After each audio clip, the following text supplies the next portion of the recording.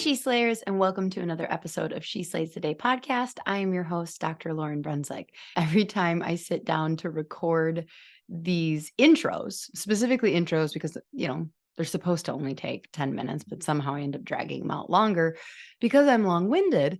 I keep forgetting that I have to show up on YouTube too. And so I just sit down looking like a bag of rocks and like open up the Zoom thing. And I was like, oh gosh, well, and then especially today, I don't know what my apparently my computer that I record podcasts on has also become a gaming computer for my children.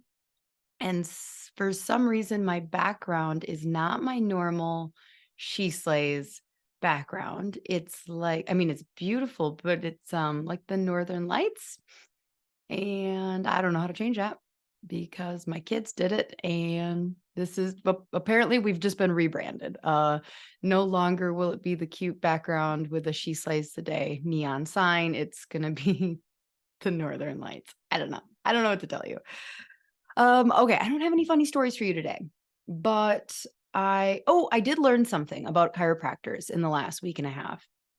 I learned that for a lot of us, when we are ready to hire an associate, we go through a phase called if I'm in alignment with energy and I just like manifest it hard enough, the right person is just going to come across me and say, "Are you hiring?" And you may laugh, ha ha, ha ha, not funny. But I put out a poll, like how many people are searching, and talked with a lot of them. And they're like, well, I've been kind of casually searching for like 6 months. And I'm like, oh, where have you posted? And they're like, well, like kind of with the schools, like kind of. And I'm like, oh, okay. So I think that really what it comes down to is we've got people who are like, I think I want an associate, but they're scared is probably what it comes down to. And then you've got people who are like, oh, I needed to hire an associate 6 months ago. And then they go full hog. I'm just going to put something out there though, for those of you, because the reason I can laugh at it is because I do it every time that I am ready to hire an associate or I need to hire one. I kind of like casually throw on the podcast, like, oh, I'm hiring, and thinking like, now I have a much bigger tool than you probably do. No, I don't know you. Maybe you own Google, but I'm just saying, like casually saying it on the podcast is more than just manifesting it. But like, I'm just not really serious about it because I'm like, well, maybe the right person will be listening that day, and they're just gonna. I don't know. I think we're just still living in the days where there were less jobs than there were associates.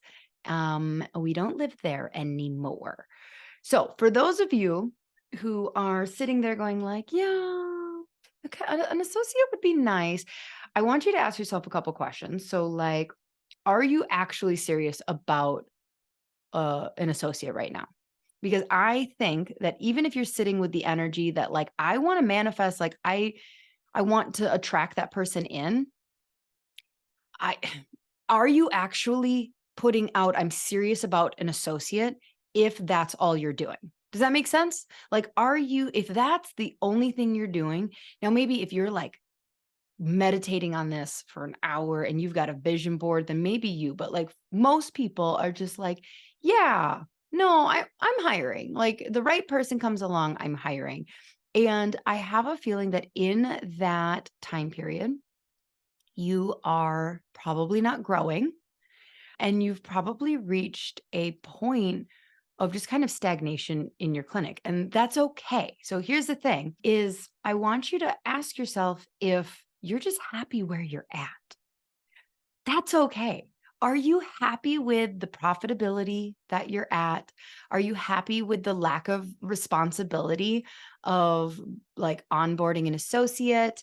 You don't, that's okay. Like the next step doesn't have to be keep growing and bring on an associate. So what I would prefer is for, you could be like, okay, if the perfect person comes, sure, but like actually I'm very happy with where we're at. There's a difference between I'm always open to God bringing me someone and I'm looking for an associate. Is this making sense? I hope this is making sense because if you're hiring. Okay. If you are happy with your current clinic numbers and the amount of energy that you're putting into your clinic, and really the only thing that counts you as hiring is like God sending you an email and being like, okay, so I found someone for you. They're perfect. Don't worry. I've already vetted them. If you're like, well, if that happened, sure, I would bring someone on. So yeah, just things to think about. Like just ask yourself, like, are you actually hiring? Are you not? If you actually want someone, what are you doing about it? Like, what are you doing besides just like randomly talking to people at conferences? Like, get out there. I don't want to say anything. I'm not even going to say anything more. I was going to, there's a couple company I'm finding more out on ways because people are messaging me, like sending me DMs about where they're posting their jobs. Because when I say like, awesome, you're hiring, what have you done so far? So a lot of state associations, and so this is pot calling kettle here. I have been air quotes hiring since August. Okay. It is currently the end of October as I am, speaking to you. And I just posted with my state association this week. And that was because I had a bunch of people saying like, where should I post? Where should I post? And of course I'm going to tell them, well, post with me because now we're doing cool things. But I'm like, oh, well, okay, let's think about this. If I was giving someone advice, this is where I would tell them. And I said the state associations because why? Because geography is one of the number one things that people are looking for. Most people are looking for on a job. So the best thing you can do is like, if they're like, well, I would like to move back to Wisconsin where my family is, where are they going to look? They're going to look on Wisconsin chiropractic Facebook groups and they're going to look on Wisconsin association classifieds. Like that's just kind of it. That's the number one. And they're cheap. Okay. They're like $30 a month. Mine was anyways. I even paid to boost it because I'm bougie like that. And I should have paid 3 months ago to be on it. But anyways, so that's the number one place. But if you've already been doing that and you're not getting any luck, I do want to remind you, just in case you didn't listen to last week's episode, because this one's a good episode. I haven't even talked about my guest, that we are now doing associate ads again. So we took a break. I kind of needed to go back to the drawing board and rethink how I could maximize the effects of them. On average, somebody would get about one, maybe two applicants for when they were previously posting with us, and their ads would get seen organically through my stories by about 1,500 to 2,000 people, which is good. Cool. Yay. Especially since those people, like my audience is pretty much exclusively chiropractors, except for my mom. And so like, all right, you're getting a lot of chiropractic views. So, but I wanted to do more. So now we've just switched things around, added where we're going to be sharing. So we're going to be sharing on feed, which makes it easier. It like lasts longer. It's easier to share it to people. We're also doing paid traffic. So before everything was organic, now we're going to be doing paid traffic with targeting schools, chiro students, new grads, both males and females, just in case you were wondering. And just trying to get that total views closer to like 6,000 on your ads. So those are up and going. They do cost 400. I'm just going to be transparent. It costs 400 to post with me. I've talked to another company that charges 9,000. And there's a minimum salary that you have to be paying, which is like 80 or 85. And I've talked to another company, they charge 2,000 a month. I've talked to another company that charges 600 a month and they get around 6,000 views. And so like, basically I'm like, okay, cool. I'm going to go for hopefully less than what the going rate is. That's all I have today's guest, what's very cool about him, oh my gosh, I mean, just a dynamic speaker. He just in case you're like, "Wow, where did this do?" He is like a professional speaker. He speaks on stages and he's so eloquent. Uh, I think one of the coolest things about him is that he's an associate. Now, why I think that's cool. So he is Brett Jones doesn't own him. I hate when we phrase, but like he works for Brett Jones at a clinic in Tucson. But I didn't ask like any of the details, but like you can tell that whatever they did to set up that associate relationship, he he doesn't like he doesn't carry this like, "Oh, I work for someone else. I'm just an associate." Like he carries the full power of being a chiropractor. And one of the things that I think we have such an issue with in our profession is that the schools keep, we just have this attitude that you don't reach your full power as a chiropractor when you're just an associate. And I think that he is the embodiment of that's a lie. That is a lie, and I think it's something I've wanted to really call out for a long time within our profession, that, like, the only thing well, okay, no, you do need to have a great boss, and a situation where you have that freedom to fully step into your power. Um, one of the things that, simple things that I've been doing with, my docs this year is just saying like, well, what would you do if it was your clinic? Like down to the smallest things of like, what would you do? What would you do? Okay. And some of the answers I may not love. So like, let's say we're talking about closing for 4th of July. It was on a really weird day. Just being like, okay, well, they want 4th of July off. They want time with their family. And I'm like, well, what would you do? And, if the doc is like, well, I would take a long weekend because my family's this far and da da da da da, and I don't have many long weekends like this, I'd be like, okay, let's do that then. Or like, so it's just having that conversation with them of like, I'm not going to make all these decisions here. Now, some of the hard decisions, they're like, I don't want anything to do with that. That is your problem. That is why you are the owner. But like, where would you go speak? What would you do if this was your clinic and you wanted to make more money? What would you do? Would you do a screening? Would you go to a Rotary?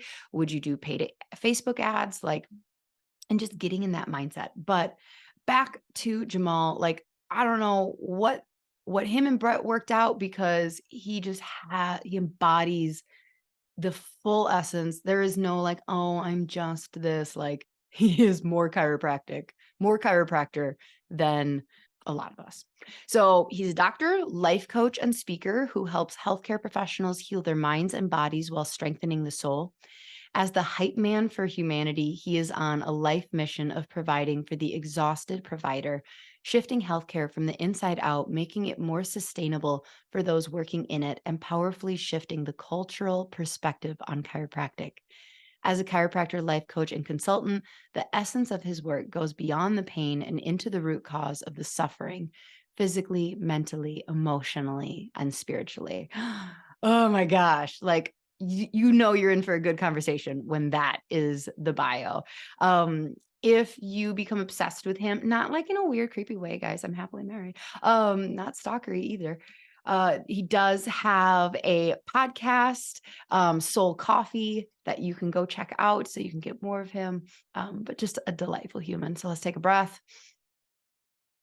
align our heart, our mind, our breath, ground yourself with whatever aspect of you is touching the earth right now. Wiggle your toes, relax your jaw. Imagine just a big white light opening up from your heart. Allow that energy of the universe to just flow down through you. Be conscious of any shame or guilt that you're holding on to with your story of chiropractic, even anything that I may have just said, talking about associates or clinic owners that may have been triggering. Hold on to those things, examine them deeper. People like Jamal and myself, our goal is to just bring more happiness into this profession. So much of the healing that we do, it has to start with heal the healer. And like, how are you? How is your heart state today? Where is your mental capacity at? Where are you on the scale of burnout? And what can you do about this? Nobody is coming to save you. And you have patients coming to you all the time to save them. And so I just ask, when you're listening to conversations like this, and just keep feeding your soul, keep learning, keep loving yourself so you can be the best provider that you can be. And if you don't like what you're doing, change it. You have the power. If you're an associate and you don't like, you get inspired by listening to Jamal and the freedom that he has and the power that he had, change it. Apply somewhere else. If you're the clinic owner and you don't like going to your office, if you're burnt out, change it. You have the power. This is your life right now that you are living. And stop wasting any more time on feeling stuck and stagnant in a life that you've built. I love you. And if you need help with making these changes, people like Jamal and I are always here.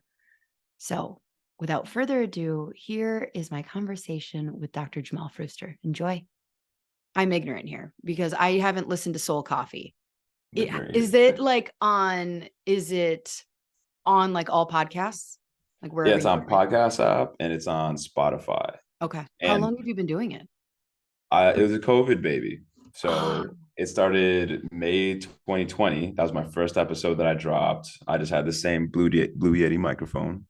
Had a dream, and my homegirl was having Jess. She had this. I was talking about. I was like, I want to make a podcast. I want to make a podcast. And then she had this coffee in her hand, and then she sipped it, and she was just like, and I was like, that. I was like, I want that. I want conversations like that because that's what conversations they do for me. They just spark me up, they charge me up. And it started off just like conversations that matter, conversations of the soul to caffeinate them. And then what's just developed into is now being a resource, being in practice, and then also just being able to provide for providers, be they healthcare professionals mainly, but parents, other chiropractors, of course, just people that are out here just holding space for others and not getting their needs met and just showing up depleted, showing up fatigued, tired, exhausted. And then it's been awesome just to bring in different experts of neuroscience, I want to bring on Dr. Caroline Leaf eventually, Dr. Joe Dispenza eventually, yourself eventually. So that way we You're can just shooting for provide. Dispenza? I'm shooting for him. Fuck yeah, you are. Like I want Bruce Lipton on my show as well too. I want Sean Stevenson. So those are like probably like my top 4, top 5 dream guests. But Sean Stevenson, I'm like, yo, like let me dial in a few more things. But I'm like, oh, I'm almost there, man. I'm almost there. See, this is how I know I'm terrible at like dreaming big. Because as soon as I'm like, if you were like, well, who do you want on yours? I'd be like, well, okay, let's think practically here now. I'm never going to get Jenna Kutcher. I'm never going to get. I don't know. Ooh, let's think realistically. Oh my gosh, I shoot myself in the foot. Oh It's all god. good. But Okay, so how do many you? episodes have you done? 220 something, That's fucking 230. nuts. It That's gets a nuts. lot. It gets a It's a lot. lot. It Yeah. does. And this is the thing that like I feel. So okay, so you already know this from the last 5 minutes that I might be I'm a pragmatist. I am absolutely not negative. I wouldn't say I'm an optimist. I am just very pragmatic. And Yeah. so when people come at me and they're like, "Oh, I'm so excited to talk to you. I'm going to start a podcast and you're my inspiration." And I'm just like, "Girl, okay, are you sure this is what you want to do?" Because it just keeps going. Um, Yeah. and people are like, "Well, you could take a break." I'm like, "You can't take a break. You can't take a break. You can't take seasons. That's weak. It's I weak. get it. That's weak I sauce." get it. But just like every week you need more content, and there's been just a couple times where my husband will ask on Monday, like, "What's this week's episode?" And I'm like, "Oh, do we have anything recorded? Like, let Right. me look and see. Otherwise, I will be Are yours always guests?" No, so I've been doing more solo Okay. episodes, which quells any fucking anxiety. because I'd be like, it's like that too sometimes. It's like, oh, it's Sunday, I need to drop that. And that's where I've worked with the Mhm. VA the last few months. She's really helped me build some good systems, so that way, like, I feel like I'm sitting, like, I've done so much shit the last several years, and there's so much I want to share. It's not about, Mhm. like, for me, it's not about like I've done a lot of shit. It's like I want to share the juice from that with people. And it's like, my thing is like editing. Editing is the main thing. Just if I could have space to just like edit for a fucking week, I'd be good for like a whole year, like, of things to share, lessons learned, stories, lists, steps, like all the things too. But it's all good. It's just it's mastery, right? But it feels good to have, like, the last year has been the most, I'd say, consistent. I've had the most consistency. So I think when I started working with Lou back in July, that's my roommate. uh, I think we're at like 35 episodes, give or take, and now we're at, I think, 73 total, which feels awesome. Like, most consistent, even though it's been around for 3 years. This last year has been the most consistent. So that's where it's like, Mhm. for me, it's been nice to drop in like 8 to 10 minute episodes, like, Oh, or like a meditation mini, oh, or yeah. something just that's just short, sweet. It's potent because a lot of providers are like, I don't have time. Exactly. I know I've had people be like, "Oh, I love the shorter ones," but for me, a shorter episode will be 30. No, I don't know if I've ever done one less than 40 minutes. Like, I'm just long-winded. Like, I am that person that's like, to tell a story, I'm like, "Okay, here's where we got a pre-frame. You need to know. So about a year ago," like, all the details are super important. No, Yeah, the solos are nice because sometimes, like, I don't do them as much anymore as I used to, but, like, the most recent solo I did was talking about tracking numbers, and nice, it was meant to be very, like, analytical brain of, like, well, because I think it was something like 7 things I look at when numbers at the clinic are down, right? So I had, like, nice. my outline, and it was like, "This is what I'm looking at. I'm looking at our Facebook ads. How are they performing? I'm da da da da da da da." Well, I ended up, like, crying at the end, not, like, sobbing, but, like, getting really teared up, and just because there was this space, there's no one there, it's just this microphone, and, Mm, I ended up talking towards the end about, like, just kind of how much stress chiropractors put on themselves with numbers, and one of the worst times where I was really stressed about numbers was postpartum. I had to come back mm, to work after 6 weeks because oh gosh, our maternity leave doc was our numbers dropped by like 60%. So I'm back to work. I'm worried about weight because, gotta bounce back. I'm worried about milk production because, I'm like exclusively pumping, or not exclusively, but like pumping. And I'm worried about the clinic numbers. And so, like, there was this time period in my life where I was just so, like, stepping on the scale, measuring how much milk are coming out of my tits, and, like, really stressing about how many people are on the schedule this week. yeah, And, like, me now, that was 10.5 years ago. I look back and I go, "Whoa, girl, you had a baby." Like, yeah. that's what you were worried about, and, like, you had, like, created a miracle. And so, like, Mm. chiropractors, we just get so into the building a business side of things. It's a fucking weird profession. Like, it's a weird profession. It's a beautiful fucking Mhm, profession. Don't get me wrong. I love what we get to do. mhm. And I love, quick side note, I get to flow. I got about like 50 minutes to an hour. Oh, we're Like, so already going. We're recording. sweet. This is So it. just Welcome to the making sure. podcast. I was like, I'm hella excited, but it's No, just like, welcome to the fuck, man, like, podcast, Jamal. sweet. It's weird. Like, it's so important to, I think students, they don't understand. I think even if you're a Cairo baby, like, I don't think that you understand the profession. Like, whenever I have the honor to connect to different schools, let them know, like, yo, you're entering a profession where the vast majority of people are scared of you, or they don't understand what you do, or both, or they love it absolutely, and that's ideal.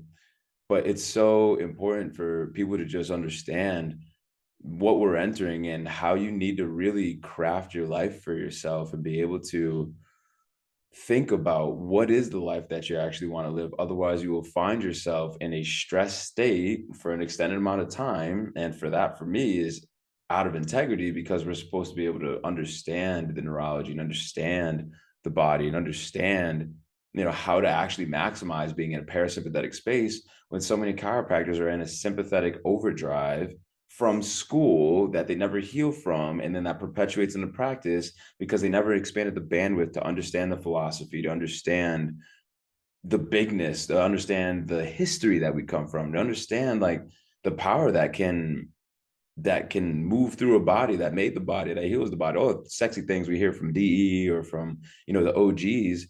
So many people kind of scoff that off. And I think one thing, like I was loving the questions beforehand, I think one thing that people don't understand about chiropractic is chiropractic.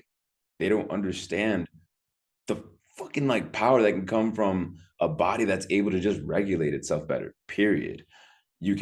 And the importance of that is being able to adjust their bodies, of course, but be able to adjust their minds. That's the big thing that we get to do. But you can't help someone adjust their mind and their energy if you don't understand your energy and what states you've been in, or understand yourself, which is why it's like this beautiful, complex mesh of understanding self, and how in you understand self and the individual self more. Well, now you can, now I can actually be of service to another individual. Mhm.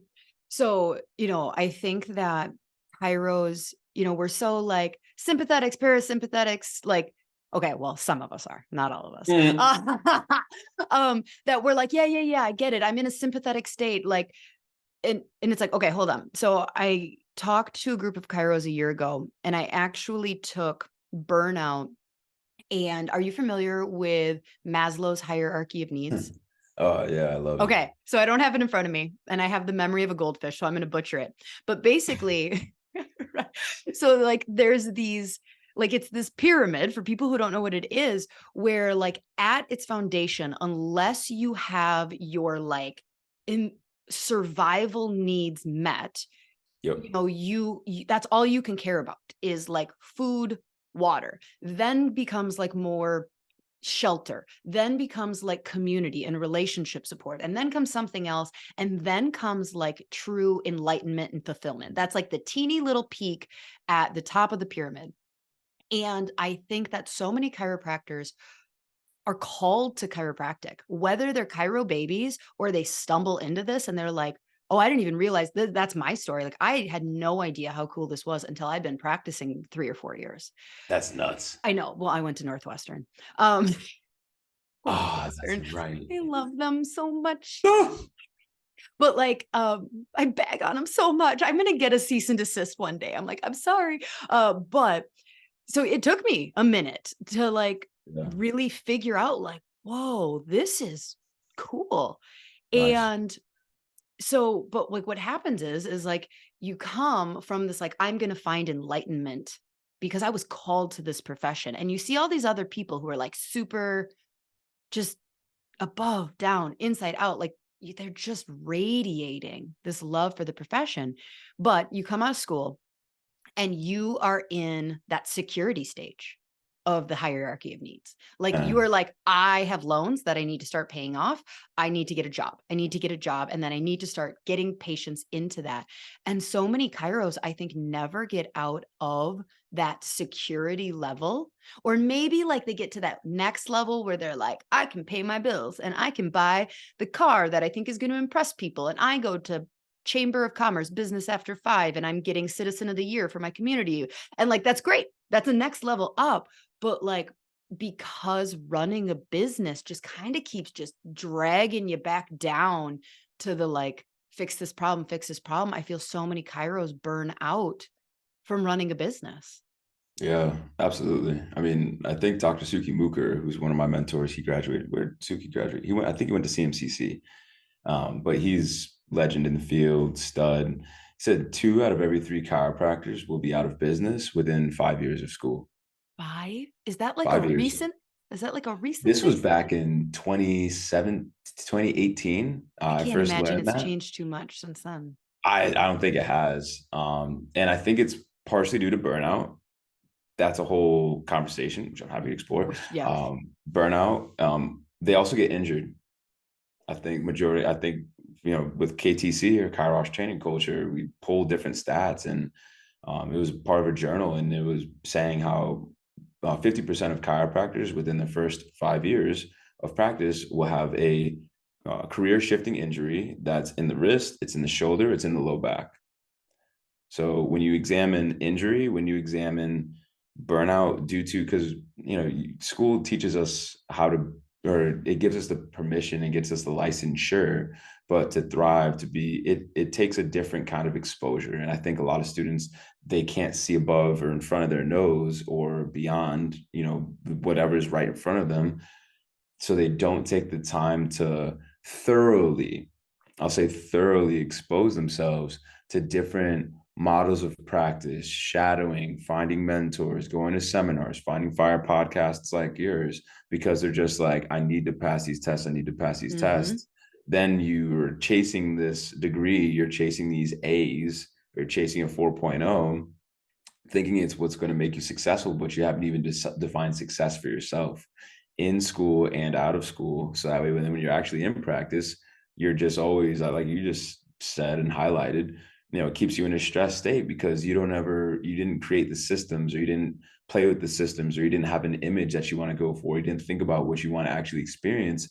And, working Dr. Joe Dispenza's work and working with, no, I think it's, I got a framework on 8 domains of life. It's from Joel Brown, but he took Dr. Joe Dispenza's work, and then The Wolf of Wall Street. Was it Jordan Belfort? I think his name. I know The Wolf of Wall Okay, Street. I don't know the person's name. that's Yeah. the guy. Yeah. Melded how to like craft your vision for yourself. But Joe Dispenza talks about creating your vision for your life, physically, mentally, emotionally, spiritually, financially, professionally, relationship wise, fun and adventure, and then I think it's like intellectually. 8 domains of life, but focus on the energy, focus on like I am da da da, and like talk about your life in these different facets of life as if you already have it, and focus on the energy, and then the doing will come from that. But so many chiropractors, once more, they don't understand energy, and they don't understand how it's a link from the intelligence to the matter, and how the energy is what dictates the quality of matter, especially over time. So that's why, I pledged Delta Sigma Chi. So I'm a brother, of course. And then I got more exposed to philosophy because I went to Life University. But just because we got exposed to philosophy doesn't mean that people accept it. And where I think a lot of people get lost in chiropractic is they like, oh, that's too spiritual, or oh, they're psychotic, or whatever the hell that they say. And then there's the reductionists that are like, we need to be evidence-based, blah, blah, blah, blah, blah. But what I think majority of people miss, and this is where Dr. Travis Corcoran, one of my brothers who's over in the Netherlands, owns 13 clinics there, and he founded a school out there as well too. He talks about the vast majority of people are in the middle, like probably like 80% are somewhere like, they might hover a little bit more towards others. The spiritualists, quote unquote, they need to be grounded, and they can't talk like science. They can't talk the matter. And then the reductionists are like, we need to be evidence-based and anything spiritual. But it's like, if you don't understand how philosophy and science are actually integrated and they're together, as philosophy is what creates the questions, science is what actually produces the how and shows and demonstrates the how, then you understand neither. And our profession, I think, is just once more just if you were to take the body of a chiropractic that's now 120, 127, 128 years old, give or take, the body of chiropractic, I think, is just stressed. And I think chiropractic is a stressed teenager because don't really know the identity, still trying to find our voice. We got fucking so many people on TikTok just dismantling skeletons and popping potato chip bags that are like chiropractors be like. And I think that's because a lot of chiropractors have succumbed to, or just they try to sell the pop, they try to sell the cavitation, they try to sell the little like on a soda can. It's like, bro, like you selling just the pop, but it's like you didn't even talk about the flavor. Mhm. You didn't even sell the experience. You ain't sell the delivery of it. Like you go to a restaurant, you don't just like look at something and then you're like, oh yeah, I'm gonna pick that for the name. But then it's like, but the enjoyment of the experience, the taste, the flavors, the presentation of things, like the ambiance, the environment. I was like, chiropractic could be like this beautiful 5-star like restaurant experience, but there's a lot of fucking McDonald's chiropractors that are just complacent or content with just being a doctor crack or just trying to release things. But it's like, you think you're a chiropractor just because you got a joint to pop? It's like you're missing the big idea. And that's from Brett, from because it's just there's so much more. And I'm like, fuck. So you say that chiropractic is like a confused teenager, and I feel, sometimes I just get really disheartened or like Ooh. because I feel, yes, we are, but we've got like divorced parents who like have completely different philosophies and life views. And so it's like, how does that teenager find its true self when you've got such a division within, Oh, you I love know, this like analogy. I got a little sassy last a couple days ago because I should not have such a hard time finding an associate. I am an hour and a half from a school, um, Damn. but Yeah. it's Northwestern. And so, like, I interview students, and they're like, I'm like, "So are you into pediatrics and family practice?" And they're like, "More like rehab." And I'm like, I know what that word means. I know exactly what that word means. Okay, I'm not against it. Just not." So, I know what so that word I know means. what that means. I know what that means. Great question. I think continuing with that analogy, there can be divorced parents. And if you were to look at generations, my boy Dr. Ali Orji, who I work with, he says, reflects chiropractic, like it's like it's fourth generation of individuals. You had the pioneers that were in the late 1800s, early 1900s, and they got the big idea because you used to only go to school for as long as you needed to grasp the big idea. That could only just be like a few fucking weeks. It wasn't, you have to go to 3.5 years, you have to have all these, it wasn't that. And they were getting better healing results than we are as a unit now. What does that mean? I think it means that there's a gap. And reflecting on your question, it's like you can appreciate there's two divorced parents, two life philosophies, learn from what you can from both. But what about grandma and grandpa? What about great grandma and grandpa? What about our history? What about our roots? So if we can go back to like the people, the pioneers that were holding shit down during the Spanish flu, when the United States was losing their minds and losing their shit, where medical doctors, they're like, fuck it. Like, we don't get it. We don't know. And they would ship them to like Spears Painless Systems Hospital, I believe in Colorado, or these chiropractic hospitals. They would bring the sickest of the sick, wheel them in a chair, experiencing polo, experiencing Spanish flu, experiencing whatever it is. And they would walk out that bitch. Like, they would walk out healthier. Because why? The original pioneers were connected to a vigor, an energy, an image, a possibility, a knowingness, a certainty that they can help people help themselves get better and heal. When there wasn't like all the gadgets and gizmos and things as well around here too at this time, which is why I think, things that you're doing, Doc, are so important, just so you can expose more students to things. It's like I'm out in Arizona. I wish it'd be nice if there was a school out here. Maybe we're going to need to be the ones to bring it to Arizona. That's a whole nother conversation. But I think it's so important because you expose people to more of what's possible. And then when we're able to show up in different seminars or different things, students are like, wow, I didn't know that was possible. But I also think that it takes this generation of chiropractors to go into the schools and be like, hey, like, this is possible. It's not just rehab. Like, sure, that can be an expression of it. And, I just want to clarify for anyone that may listen, like, I can appreciate the diversity in Mhm. chiropractic. And I think it's also important. You can be diverse in chiropractic. However, it's important for us to know our roots. Otherwise, you're not going to know who you are. And that's important from your lineage of being a chiropractor to understand, have respect for, and understand things. And I think that's a microcosm of a lot of humans don't know their blood lineage or their family line. Me in particular, I met my great grandfather on my dad's side, and I was like, I think maybe like 10 or 11, but I didn't get the chance to like be around him much.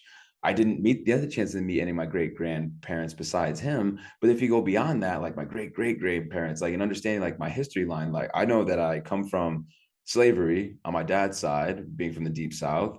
And I know that I could come from deep poverty on the Incan side or the Quechuan side and my Peruvian side in Peru. But there is a fracturing in the line and we don't know where we are versus the Maori. They're in New Zealand. They know 13 to 14 generations like by name, like, and they have the haka, they have rituals that ground them into themselves. I think there's been so much trauma to this teenager that is chiropractic, that from the AMA, from society, from us almost being destroyed in the 70s and 80s with the Wilkes case and things too. And then after the Wilkes case happened, we were like, yay, we made it. We're our own distinct profession. Let's charge insurance like hell. The Mercedes 80s happened. And then one of my brothers, who's been in the game 40 years or so, Dr. Tom Nottingham, you know, he was in tears one day at the Delt House at my chapter. He's like, I'm sorry. He's like, we dropped the ball. He from his perspective, they got comfortable and they stopped like venturing out and doing the damn thing and serving. And then I think now we're a teenager with like a fractured like foot or something. Take your pick on what it is. We don't know who we are. We've been traumatized. We're in that stress state. And I'd even say we got cancer because there's parts of the body that's there attacking itself. And that's the war on technique and philosophy in chiropractic. So it's like, well, of course, people don't fucking know what we do. Of course, people are making TikToks and literally just laughing at this, literally making a joke of the adjustment, which is something that's so fucking powerful and just an extension of what we do. But it's like, there's legends that are like, yo, put your soul into that. And people are like, hey, Yeah. boom, like just throwing like a head across. And I'm just like, y'all ain't shit. So, when we talk about the people who were creating chiropractic hospitals in 1918, and then we have us in 2023, there's really only one, maybe two generations of chiropractors in between what we would call, well, even no, like, okay, so Fred Barge actually was, fun little tidbit, my mom's like childhood best friend's dad. So my mom played at Fred Barge's house. That's so cool. Yeah. That's so cool. It still took me until I was 26 to find real chiropractic. So like, so we had greats there, but like when we talk about the greats, there's this generation kind of in between. And do you feel like us as millennials are starting to now like stand up and poke holes and bring some like uncomfortable truths to the forefront? Oh man, that's a great question.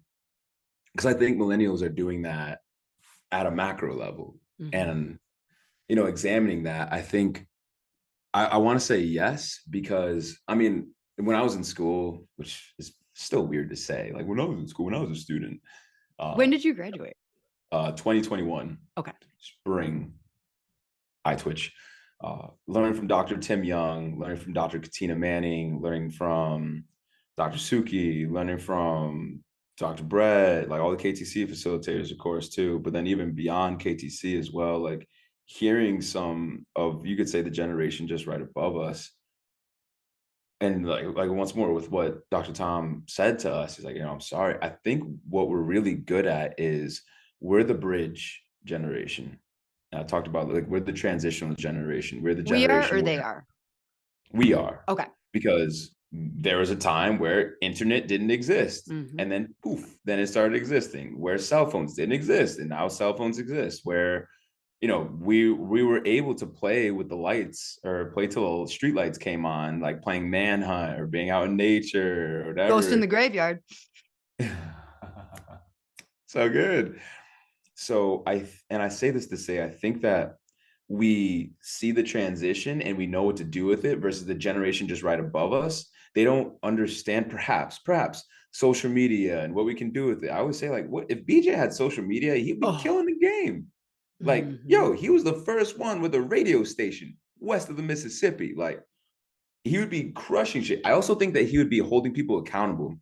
And I think that's what millennials are starting to do, is we're starting to ask questions that are bringing a sense of accountability and like hey, like, I've said it in school, it's like, yo, fuck a technique war. If you have a problem with something that I'm doing with chiropractic in my expression, come ask me questions. If not, you're a bitch, straight up. If you're gonna run your mouth about something or something, and you don't talk to me as a man, as a leader in the profession, as a human being, you got to figure out things. But a lot of people are good at being keyboard warriors. But once more, I think what millennials can do is we bring good questions to challenge the status quo and challenge what people have known in chiropractic, out of chiropractic, with health. Like with, I don't think it's a whole other tangent. Like, but like when I found out that there's a thing called a Chiro baby that's never had a pharmaceutical drug or never been poked by a vaccine or injection of any sort, I'm like, that blew my mind because I was like, oh shit, if that's true and they're walking around frolicking, healthy and things, well, what else is possible? So I think that there's this almost like this responsibility of truth. And there's so much information out there, Doc. Like, as you know, like Mhm. there's so like Joe Dispenza, like we were saying earlier, people can heal from stage 4 metastasized cancer. Like, and if that's possible, what else is possible? Like, and it's like, y'all see that on the table. Oh, you didn't know that was on the table? Well, look at it. Like, that's on the table. Like, that's a possibility. People have done that time and time again. So what do you want to do about that? That's not possible because then people shut down. But I think as millennials, we'd be like, no, no, no. Let's stay open. Let's talk about this. Mhm. I think, one of the things that I really struggle with is I am a people pleaser. Um, period. That's a struggle in itself. I'm working through therapy with it. The second thing, Love that for you. right? Thank you. But this makes me so this topic kind of keeps coming up in, I had Tom Waller on, and like we're talking about this. Oh, Oh, he's great. Oh, oh, so love great. that man. And Love that so, man. like, these conversations kind of keep coming up where I start to get a little squirmy because I feel bad for any chiropractor listening who maybe should have gone to physical therapy school instead. But like, I don't want to throw shame and I don't want to throw judgment. And because we're in this Sure, era of like acceptance and like pointing sure. fingers isn't going to heal chiropractic of saying I you're doing agree. it wrong. And so I don't know really like, I feel like I can't even see like, I don't need to see a mile down the path of how this gets fixed. But I feel right now, the combination of me worrying about offending anybody, but also going like, is that gonna solve it? Is like being like, Yeah, you're not doing it right. Is that actually gonna solve it too? Like, I don't even yeah, feel like I can see 3 feet down the path. I feel like I'm just yeah, like inching forward with every conversation that I have with people on the podcast, just being like, how does this get fixed? Because yeah, we've got schools that can't agree. Like if the schools can't agree on yeah, what they're teaching, on what they're accepting in, I don't know how. I yeah. don't know how to move forward. This is so fuck. This is such a good conversation. This is like a dream conversation of like, the last like several years. Like I'm just like, Mhm. man, like I wish we could talk about this because I think talking about it's gonna be a big thing because I think that there's I'm not picking on your verbiage, but I don't think that there's Oh, yeah. anything of like how do we fix this? I'm like, how do we heal this? Mm. How do we move through this? I think acknowledgement is important and the ability to observe or hold space, which is just the ability to observe without judgment, but call shit out in truth too. Because if people are PTing, well, hey, let's call a spade a spade. Call a goldfish a goldfish. Be like, and it's not even a matter of like, yo, that's not chiropractic, but it's like, that's PT. I was like, because you can look through things with a chiropractic lens, but it's like, go to the nervous system and shift the root cause. And if you're not willing and open to acknowledge the roots of what things were, like, the work Dr. Hadi Havoc is doing, or the IFCO is doing with research and what a subluxation actually is, and you're stuck upon what it used to be called, which is like a subluxation is a condition of a vertebra that lost its juxtaposition with the one above or the one below, or both to an extent less than a luxation that impinges nerves and interferes with the transmission of mental impulse, versus Dr. Heidi Havoc's like research that's come out the last like decade on neuroscience, where a subluxation can impact and it's an expression of the brain's lost the motor control function, which impacts the visceral, which impacts the histological component, which impacts the kinesthetic component, which impacts like all the different things. Like if you're not willing to acknowledge that, one question that Dr. Ankur Tayal, one of my mentors in the fraternity, asks too, he's like, well, what evidence are you willing to accept? People are like, evidence-based, evidence-based, evidence-based. And he tells a story. He went to CMCC, and then she was like, you're not from here, are you? He's like, no, I'm from Life West. She's like, oh, we're evidence-based here. And he was like, do you want to fucking fight? Like, it is. Like, do you want to fucking fight? Like, because once more, that's why the philosophy is important, because truth is just truth. Whether you accept it or not, it just is. But I think being able to move through this and being able to have conversations, because so many of these people are once more spiritualists or vitalists, and then reductionists, mechanists, PT folk, whatever. I don't care what your lens is, but let's bring to the table, let's have another great debate, let's bring this shit to the forefront, let's involve the leaders of the school, let's, because it's such a complex landscape. But I think what we can all ground in is truth, but discussion needs to happen. And I think discussion in front of students, I think discussion with professors, I think discussion with the presidents of schools, I think we all need to come together to have a conversation together, versus like having a conversation at the ICA, having a conversation at the ACA, having a conversation at Focus OKC. Like there's all these separate pockets that are going on. I'm just like, well, how do we bring everybody together? And for me, it's about efficiency. And for me, it's like, now is the time. We gotta have a conversation right now, because the world is going to keep spiraling. And it's like, when you examine, like Bruce Lipton talked about, and he's talked at Life West, or Life U, excuse me. He's talked about when COVID was really like rampant and things too. He mentioned like the body allocates systems. If it's in a stress state, it's perceiving something outside of itself, maybe efforting to kill it. Like that's how the biology even got created in the first place of that, because it's like, oh, saber-toothed tiger, we need to allocate some super resources so that way we don't get eaten. But he references like, if there is this pathogen that's inside us, the body will forego the threat of that, because if we get eaten, it doesn't matter. And then if also you're in a stress state, it can compromise our immune system function up to 50%. And once more, if we can exit out of that stress state into a relaxed state, then we can have conversations. And what's like the power of that? The world needs to know that, because brain, body connection, all the things, but that's psychoneuroimmunology or psychoneurobiology. Dr. Caroline Leaf talking that shit. But I think in order to shift this, we just need to have more conversations together without trying to like disrespect each other, without being like, well, this is what chiropractic needs to be. But let's talk about truth. Let's talk about principles, because once more, you think philosophy is separate than science. Mm-mm. And then, and on both ends, that's why it's like pull people together and have conversations such as this. But it's also a matter of leading. And I think without like, you're good, you're bad, you're not a chiropractor, and that doesn't need to come with, for me, like a bad tone, because that's also important for me, because people will get triggered with guilt, with shame, and different things.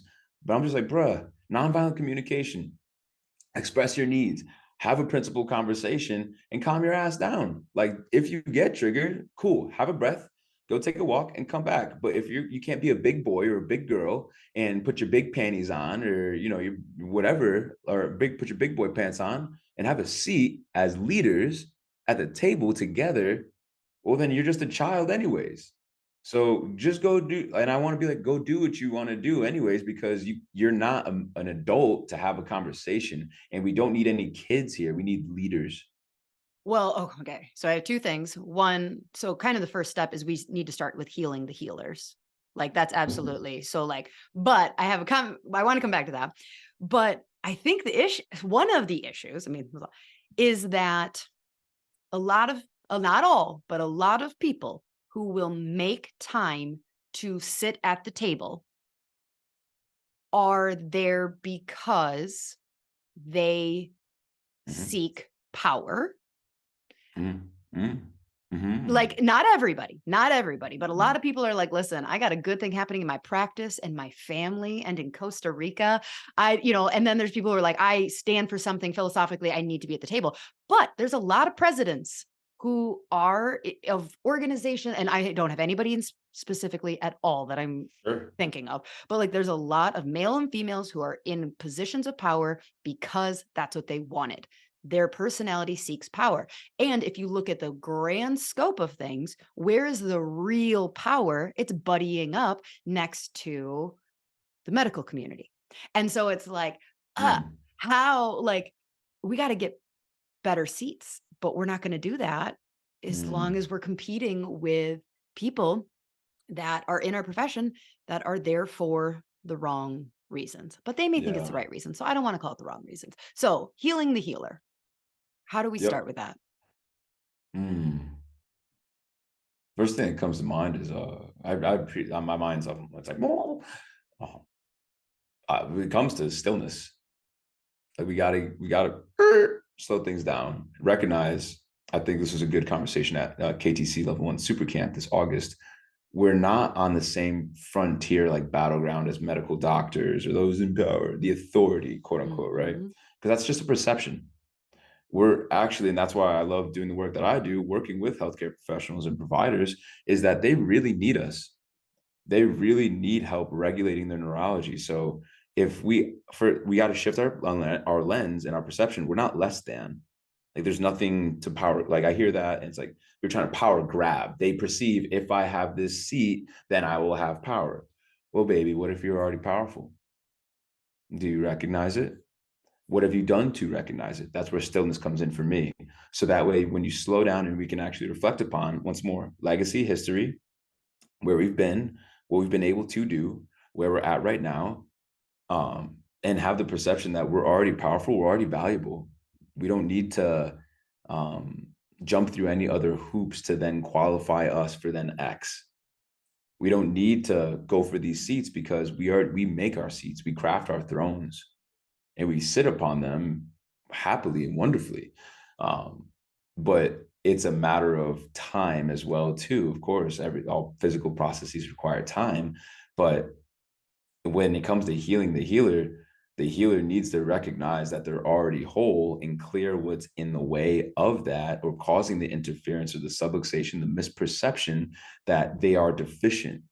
And I think then as we're able to clear those perceptions of deficiencies, well, now we'll enter a new game where then we can re-engage with each other, with ourselves, with the world, with the medical community, with whoever it may be, with school leaders as well too. But if we're once more we're starting, there's this, I think, this perception that we're coming from this deficit. I think that's what's shooting us in the foot to begin with.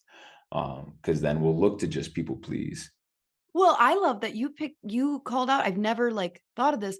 The Gen X, they're the ones before millennials, right? They went through the Yeah. trauma of the Wilkes case and like that AMA stuff. So it's like, of course they have a chip on their shoulder and, Right. like, well, okay, you can't really blame them. They went through the Mercedes 80s and then having that completely pulled away of like, okay, you are valid. We'll pay you everything you want. Actually, nope, we think you're a quack. Never mind, we're not paying you any. Like that's trauma. That's Straight definitely up. yeah. So stillness, having conversations, it makes me my heart so happy and sad at the same time because what you're talking about is like helping people who are seeking power realizing that they're already innately powerful and they always have Yeah. been. These are Yeah. conversations that are happening in boardrooms. Like Mm. they're, like the millennials, God bless us. We're great, by the way. We get a lot of shit. We're No, the best. we We're are the the best. best. We're the best. I don't care what Uh, anybody says. I don't care about Gen Alpha, Zillennials, whoever's after us. I was like, y'all are cute. I love what y'all do. You're gonna do amazing things. We're the bridge, though, baby. mhm. And that's it. Because it's I only because on the fuck, like think about like on a bridge. I never talked about this analogy. Bear with me. But it's like on a bridge. I picture like the Chesapeake Bay Bridge. I don't know if you've ever been out to Virginia, but it's this like 16, 18 mile bridge that's like it's on the ocean and it goes into the water so that way ships can pass over it. So you're in a tunnel and then you pop out. It's nuts. I used to vacation, go from Connecticut to the Outer Banks with my family growing up, but bridges, they just allow for so much perception to be had. because like out on the bay, I would always be kind of scared, low key. But you could look out and you just see so much ocean, but then you can look to the right and it's like, wow, there's land. There's so much here, and it's empowering because bridges, they connect to things. Or I've been like to the Bay. I've been to San Francisco Bay Bridge. Mhm. It's iconic. It's literally a wonder of the world or wonder of the United States to be able to take in and be able to appreciate that, or the Great Wall of China, or anything that bridges or connects two things, two frontiers, two ways of being. So us being in the middle, somewhere in the middle, we can appreciate where Gen Z or Gen X had been, and then yeah, Gen X, and then we can also see, all right, now then on the other side, there's so much information they need to sift and navigate through. Like I was like there's this I forget his name, but his name's Mike, metabolically Mike, and he took a meme of like a kid bent over like in this croissant position, and it was like the detriment of phones and social media and the responsibility of what comes with one of these. Like there's adults that don't know how to navigate this or can fall into the trap of this, and me too. Like, because once more, like if you have a dysregulated nervous system, you just start scrolling, you get all the dopamine hits, and blah, blah, blah, blah, blah. But I'm saying this to say we can bridge and we have an awareness of the stimulus of navigating the interwebs, but then also seeing like, oh, you needed to have a chip on your shoulder because we almost got eradicated and we didn't. But then we didn't have the stillness to actually help that heal. We didn't have the principal conversations and the spaces to have that heal. We didn't like come together. And why? Before that, there was these all these different associations that were trying to once more try to grab power. No, we need to do it like this. No, we need to do it like this. So if you look at chiropractic, we don't have like one leader. We don't have a group of leaders that we're all like, hey, those are the leaders of the profession, and that in which the schools respond to. And it's not that it needs to be a hierarchy, because I think that it can be communal, but it's like, who's our chiefs, or who are they? Like, is it like Dr. Tapper? Those who are actually standing up and like in the face of COVID and sharing it is what that we do. Is it the president? So no, they're kind of responding to. I think each president. I'm not talking shit, but it's just like each president. They have an agenda and they have a board that they have to listen to. Yes, Period. bureaucracy. They've Like got it's and funding, they've got alumni, they've got right. So it's like, okay, well, who is it out? Is it the Tim Youngs that are out here just serving, serving, serving? And then they get a weekend or two where they can do a seminar, or they can go to the schools and they can teach. I'm like, well, I think it's important to, what's a leader that we got to examine? Because just because something, like if you're to look at health, like who are the leaders in health? Medical doctors, blah, blah, blah. But medical doctors, actually, there's a lot less trust in them. I'll just say as a whole after COVID. And also, medical doctors have the highest rate for suicide out of any profession. oh my god, Highest rate, even more than veterans. I had no idea. Something isn't working. And why? That's a whole nother conversation of moral injury, of burnout, of exhaustion, of getting beat to shit, like, and pledged from high school all the way till when they're a doc and things too. So it's like, all right, well, if the perceived leader or the cultural authority isn't healthy, well, who do we look to for health? Those that deal with life, with wellness, with health. But if we're not healthy and if we don't know who we are, well, then we're not ready to step up to that as a unit for now. But I think with stillness, I think with conversation, I think with spaces, that's a damn good start, whether they be podcasts. But it's like in a perfect world, we could just have like one weekend where all the students, all the professors, like, what if they just took that shit off and we all came together to just have a conversation, have a debate, but do it from a good space and made it a priority? Because a lot of chiropractors, as you know, they just go off into their own islands after they graduate and they don't ever come back and connect. I've seen this a part of the American Black Chiropractic Association, Kairos training culture, World Congress of Chiropractic Students, Delta Sigma Chi. Like I've seen it in so many organizations at an international level. So I humbly say, with an international lens, it's a phenomenon, but there's probably like 100 to 110 chiropractors in the 10,000 chiropractors in the world. That's not a lot at all. There's like 70 to 80,000 licensed in the United States. That's definitely not a lot at all. And why am I saying this? I'm saying this to say, compared to the 4 million nurses there are roughly in the United States, I think about a million medical doctors, like that's once more, that's the perceived authority, but it's like we still need to how to heal the healers, or how to, that's why I said how to provide for the providers, because the providers aren't providing for themselves. So there's a stillness, space, conversations, and then I think also just being able to allow and to let go. Mm. Because if we're attached to what was, we're not going to be able to experience what can be. I was at dinner with, Dr. Mo Andrews and her Ooh, wife Tamara, okay. and, my husband was there too. He'll be listening. He'll be like, "Hey, I was there too." And Mo, we were talking about Gen Z and just being like, you know, all right, what, like every generation does. Like, I'm sure Gen X was looking at millennials like, what are we going to do with them exactly? Like, what? So Gen Z, we love you. There's nothing wrong with you. You're going to look at the whatever generation, alpha generation. I mean, come on with that name. They're going to get a lot of shame and judgment from us. But, anyways, not the point. So she's talking about how, like, what she sees is these 20-year-olds, early 20s, and they want to just really focus on doing the work. Like, but they haven't lived a lot of life. And so I want to know if you agree, because I kind of have formulated this opinion on this, and I want to know if you agree or disagree. Oh, like, I feel like you're talking about, like, find what you really want and, this can that happen in your 20s? Because I see, like, so much emphasis on, like, "I want this," and it's like, you don't know who the hell you are yet. Like, Mm, go just be an associate and experience and be a sponge and, like, mm, but they're, like, trying to rush wisdom. mm, They're trying to, like, mm. hyper process trauma, but, like, there's this part of the healing. What do we know? I don't know what principle it is, but healing takes time. Thank you. I went to Northwestern. and That's interesting. This is really and interesting. and I there's like they're just trying to be like, I just want to be 24 and I have it all figured out and I've healed all my trauma. And it's like, whoa, you're just hi, little bird. It's okay. Like, there's just a nature of time that needs to happen where it's like, it's okay if you don't. And so, like, what's your advice on, like, avoiding Mm, burnout? But, like, at a certain point, sometimes you got to discover burnout to be like, oh, not that. mm, mm. I'm just taking some notes. This is some good shit. Because I think this is a generational thing. So it's like, let's talk about this.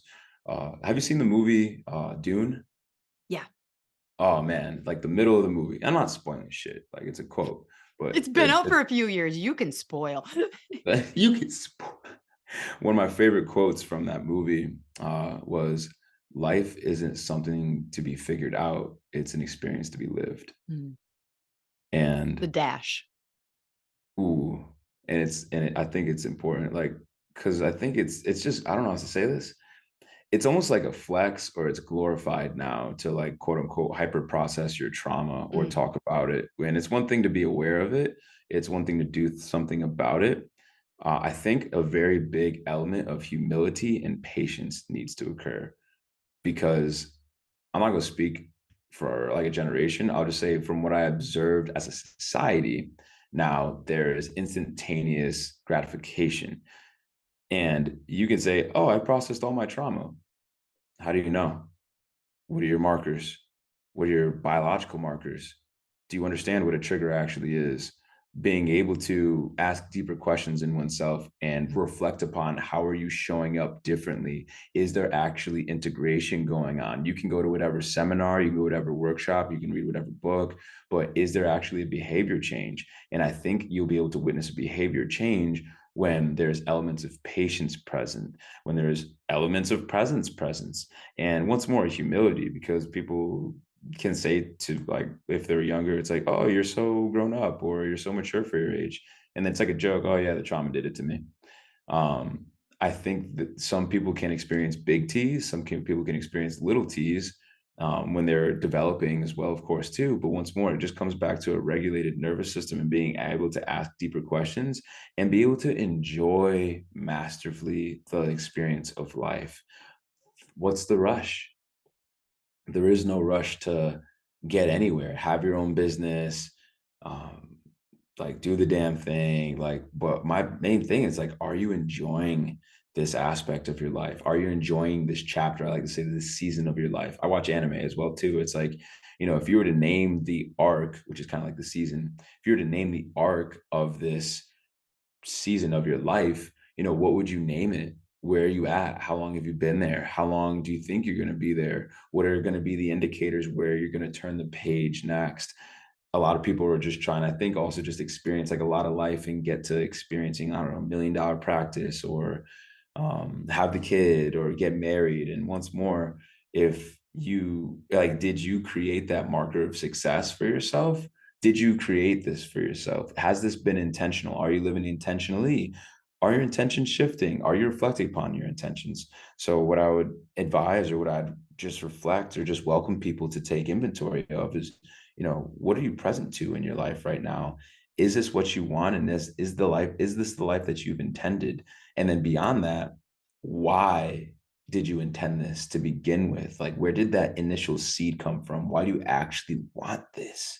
Because if you look through things and you're like, oh, well, that's just what I was supposed to do, or if it's coming from something outside of you, I imagine that's just not a sustainable life. And from sustainability, I'm just talking from like a deep richness, because there's a lot of fruit to be enjoyed here. But if you didn't craft that for yourself and instead it was influenced, yeah, I guess it could be influenced, but if it was driven by societal standards, familial standards as well too, or people that were once more outside of you, I just invite you to think about that and ask yourself and get present to, is this what you really want in life? So good. You and I we could talk for a while. Oh yeah, Um, this is great. we're gonna That's need to awesome. have a part two. All right, where can people get more of you? Oh, this is cool that I get to say this shit. DrJamalFrüster.com. Got my own website and shit. Just DrJamalFruster.com. You can find the quarterly workshop that I do, providing for the providers. I do it here in Tucson, but I also have a Zoom link, which is lovely. I'm going to be doing that. I'll probably say mid-November, probably before Turkey Day, before Thanksgiving, before everyone gets triggered at Thanksgiving and for Christmas and the holidays around the family. So if you find this conversation to be valuable, holler at me there. You can submit a contact form there. I got Soul Coffee, my link for my podcast there as well too. Dr. Lauren will be on that eventually, which I'm hell excited for. I have a practice here, or I'm an associate still at the Source Tucson with Dr. Brett Jones, Dr. Evan Pigalore, Dr. Charity Lenhoff, Dr. Noah, Dr. Ellie, Jeanette Rach, like Patricia, like our whole squad over there, Scott. So just check out that website. If shit looks fire to you, click around. I'm always developing and learning. You can follow me on IG as well too. I have a YouTube like as well, but that's not really popping. But you'll find me Not majority on perfect. Instagram and on that website. So Awesome. Thank you so much. I really appreciate your time. This was good. this is This was good. good. You This said was good. we were gonna flow into some different things, and you mentioned like philosophy, the state of our profession. And I was just like, Did we oh cover what you wanted to cover? hell yeah! I mean, I Oh, think good. it was very authentic. Good. I mean, Good. that conversation alone about the status of what this was for me is like the status of the profession. Yeah. Like, where are we, the state of State the of the Union. We just held a State of the Union for everybody. They didn't even know it. right, right. We made some like I'm looking, like we made some offerings of like, how for me it's like a game. Like I will speak at Life University at Assembly where there's 1,300 students eventually. And for me, that looks to just be like one of the most potent opportunities. Because I think, and one last point, what we can do to help heal the healers or help heal the profession is help the next generation. And not from like, I think you need to do this, but just getting really present to their needs, to their thoughts, to what they want to do, and then be able to bridge awareness into that. And also just show like, hey, we're just here to love on y'all. That's been one of the most potent things I think I've had the honor to do the last 2 years. Just graduating, still humbly finding my footing, like as a young chiropractor myself too. But man, just being able to be like, hey, this is all that I know, or here's the resources that I found, here's the mentors, like just opening up doors so that way they can venture through it too. But if they don't know that these doors exist, well, my goal is to be able to like pull the curtain back or point them in different directions. Like, hey, this is just what worked for me. Mhm. Like, what does that look like for you? And then tell me about the shit. Yeah, I love it. All right. Like, Thank you so much. All right, She Slayers, go check out drjamalfrooster.com. Listen to his podcast. I'm sure it is just fire like this episode. And until next week, bye.